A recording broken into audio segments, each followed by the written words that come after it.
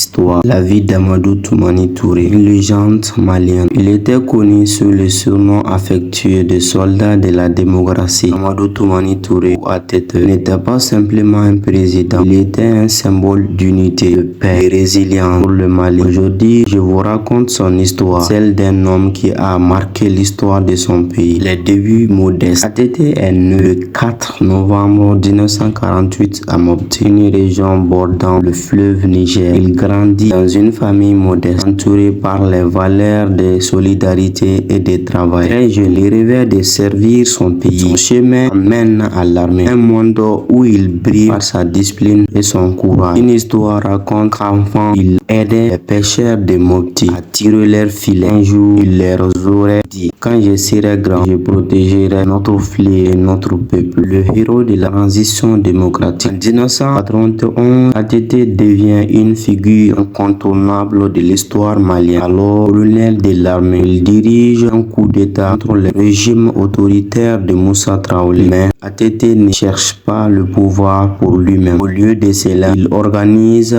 la conférence nationale, met en place des élections démocratiques. Il remet le pouvoir au premier président élu Mali, Alpha Oumar Konaré, en 1932. Pendant cette période, ATT visitait les quartiers pauvres de Bamako en secret, écoutant les doléances des habitants. Il disait souvent: je ne veux pas diriger un peuple, je veux servir un peuple. Le président bâtisseur. En 2002, après 10 ans loin du pouvoir, ATT revient comme président élu. Son mandat est marqué par des projets ambitieux, l'infrastructure, l'école, les hôpitaux. Il s'efforce de bâtir un Mali uni malgré les défis. Un jour, lors de l'inauguration d'une école dans un village reculé, une vieille femme lui a offert un bol de lait en signe de gratitude. En souriant, il a répondu: c'est à vous que je dis merci, car c'est pour vos enfants que je travaille. Les défis et l'exil. Le chemin de la démocratie n'a pas toujours été facile. En 2012, une crise politique et sécuritaire force ATT à quitter le pouvoir et l'exiler. Malgré tout, il reste profondément attaché à son pays, soutenant toujours des initiatives